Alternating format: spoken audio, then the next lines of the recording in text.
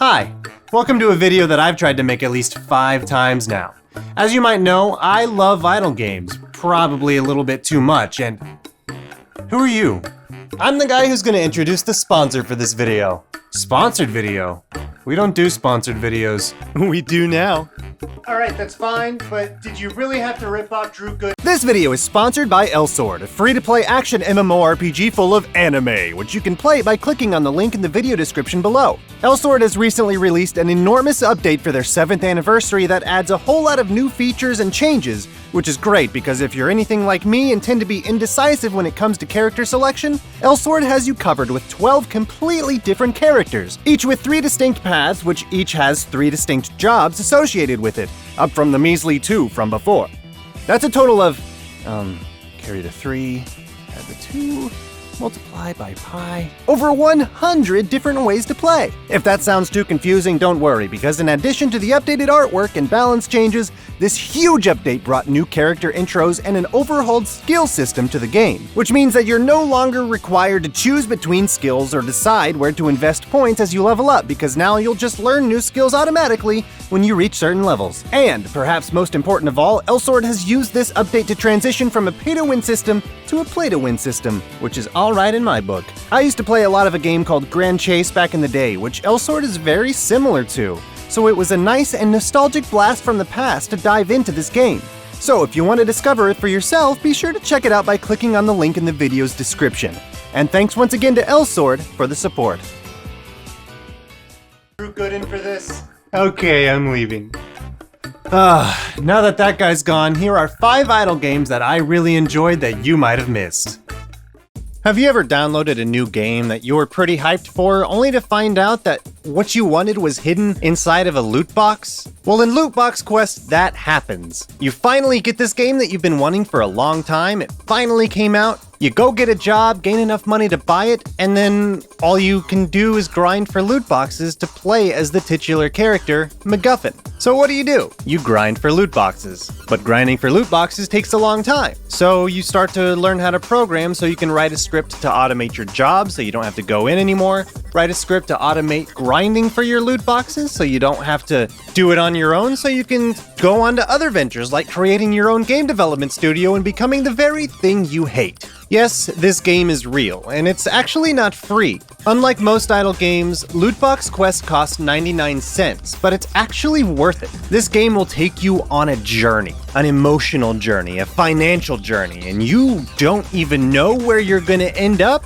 but you're along for the ride. Also, unlike most idle games, this one has an ending. So even if you spend that 99 cents, you can rest assured that you're not going to be stuck playing it for the next few months. But also what that means is that there's no actual in-game microtransactions, which is, it's nice. Because we've come to expect those in these games that we play, right? So it's nice to not have to deal with them. I highly recommend this game. It's definitely worth the mere 99 cents that they're asking. And if you've grown tired of microtransactions and loot boxes and stuff in all of these games, then I think you're really going to enjoy the humor that this game has to offer. Psst. Hey, you. Yeah, you. Have you ever heard of a game called Realm Grinder? Wait, you have? Of course you have. It's one of the more popular idle games that exists on the market today. But Ingenious Clown, you might be asking. I thought this was a video about the 5 games that I might have missed. Well, just because you might have already played it and enjoyed it doesn't mean that everybody else already has. In fact, I was one of those people for a long time. I tried Realm Grinder, and I thought it was the most vanilla, the most boring, and the most dull idle game that I've played in a long time. But after a number of months and people saying how good it was and how deep it was and how much there was to do and unlock, I decided to give it another try, and boy was I not disappointed. Now what you're seeing on the video right now is the very beginning of the game. It's very simple, it's very slow, and there's not a whole lot to do, but what this game does is it eases you into the concept of having more and more to do. In the beginning, you'll notice that you're earning faction coins, and eventually you can choose which faction you would like to join. You could join the evil side for a little bit more idle prowess, or you could join the good side for a more active playstyle. And depending on how much you want to pay attention to Realm Grinder that day, or for that prestige, or what you're working on unlocking, that will dictate which side you choose. Each side has its own special passive abilities, and they have their own special spells. So even at the beginning of the game, there's quite a lot to discover and explore and learn about what you can do in Realm Grinder. But again, this is just the beginning. After a while, it gets insane. I'll show you a quick look at what I had before I foolishly reset my progress. But I was done anyway. I mentioned earlier that I was one of the people who didn't enjoy Realm Grinder at the beginning, so if you're like me and you tried it before and you didn't like it, I urge you to give it another try because you might enjoy it quite a lot more the second time around, especially once you start unlocking some of the more interesting and neat stuff that this game has to offer. It's well worth your time.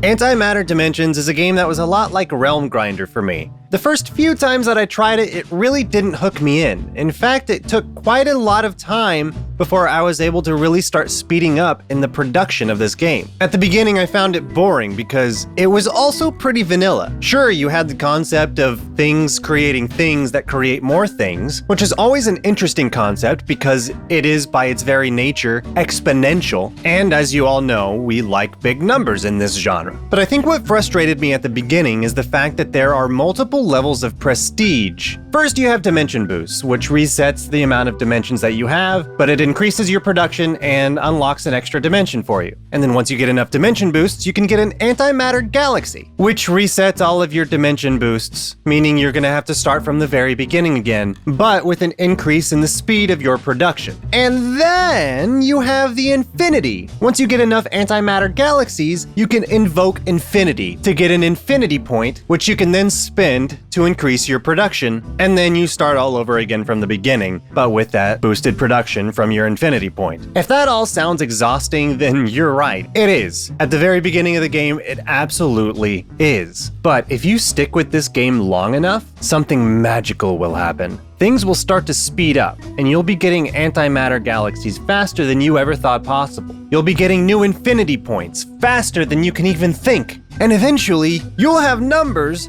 that you didn't even know existed. And I think that's one of the best parts. If you go to the statistics page, especially if you're very late in the game, it'll tell you exactly how long it would take to write down every digit of the number of antimatter that you have. For instance, in my game, I have an amount of antimatter times 10 to the 906,471st power. That is huge! And if I wrote 3 numbers a second, it would take me 3 days, 11 hours, 55 minutes, and 57 seconds to write that number down. That's just to write the number down. That's a lot of commas. But there's so much that you can do in this game. Once you finally open this game up, you have challenges, you have infinity points, and then it goes even further into more specialization, which I'm not gonna spoil for you right now, but let's just say that it's probably going to take you an eternity to get there. But once you do, everything changes. I don't do this very often, but here's a mobile game. This is Almost a Hero, a game where you lead a bunch of dumb little misfits on an adventure of their lifetime. It's difficult for me to get sucked into mobile games, but this one really got its grips into me for quite a while. I don't know what it is. Maybe it's just the fact that you can unlock multiple heroes, and then you can come up with different builds for those heroes, and you can build your team from all the heroes that you've unlocked, and it's also the type of game that unlocks mechanics as you get further along. So it seems like no matter how long you're playing, there's always going to be something to discover, and that's something that really keeps me intrigued when I'm playing games like this. Of course, as you play, you're gonna have your favorites. Like, my favorite is this little old man, Wendell. He's forgetful. He's so forgetful that he forgets that his ability's on cooldown and just casts it again anyway. I love this guy.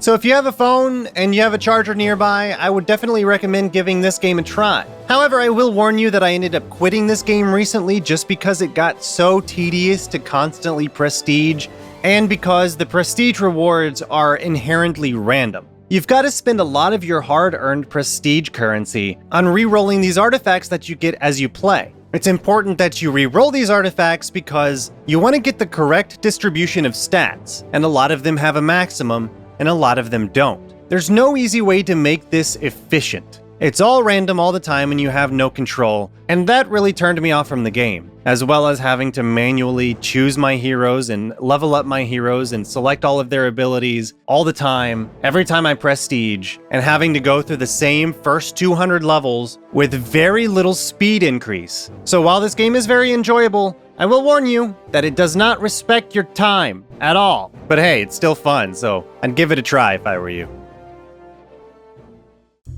I'm sure a lot of you were waiting for me to talk about this game. This is Universal Paperclips, and it's currently my favorite idle game ever. It's so weird and dumb, and it makes no sense, and I love it.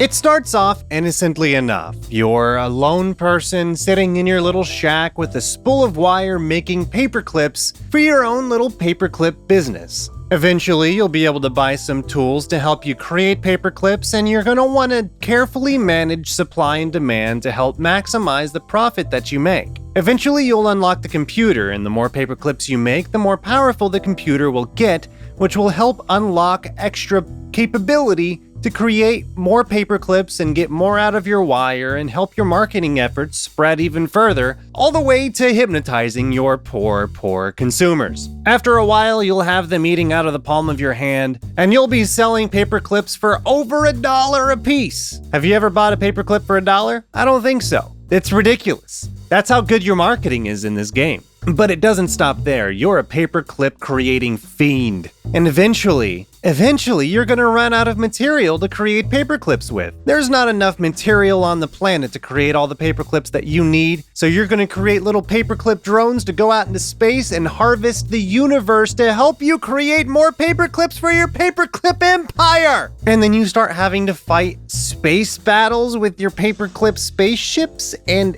look, I know what I'm saying is absolutely insane, but this is what happens in Universal Paperclips. That's what the name is for. How all this comes about, I mean, I've already probably spoiled a little bit too much, but discovering this stuff as you play is still a joy for me, even after 3 full playthroughs. Even playing it again right now so I can talk about it, I just want to keep playing and keep creating paperclips because it's a really good game.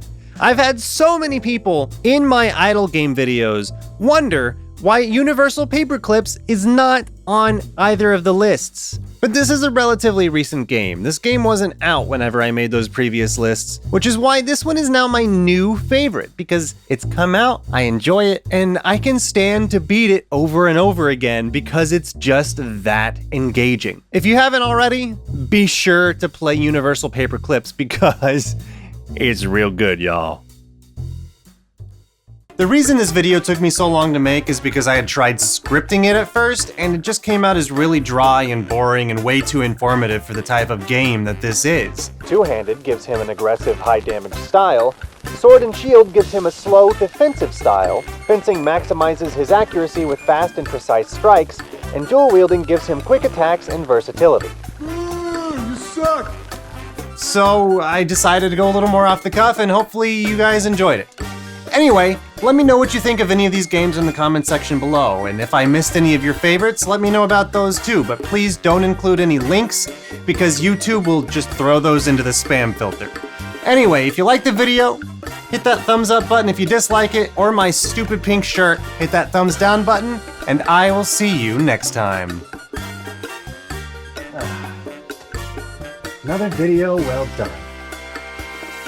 Man, I should really figure out how to win these videos, shouldn't I? Huh. Alright. Back to cookie clicker.